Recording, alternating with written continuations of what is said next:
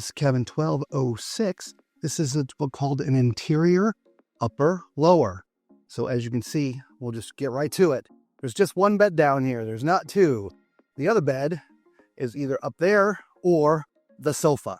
So this is what they call an interior upper lower, but it's also a porthole. So you get a little extra bonus. Right across from this bed is your TV.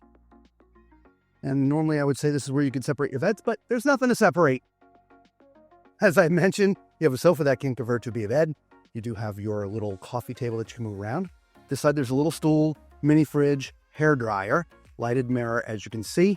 European power, 2 US, 2 USB, some shelves. From the closet standpoint, you have 4. There's 2 side by side here with their shelves, drawers, and a safe. This side over here, all hanging. Hanging. We're here on this side, old school shower, meaning you have a curtain, no glass door. I would have thought this would have had glass doors, but they don't. Toilet in a great place for my height at 6'4". It's also got a lot of width room here, so it's good for the fluffy. Over here we have 6 shelves, 3 and 3. You have your makeup mirror, power up top, single basin sink, some storage down there, as well as a little garbage can.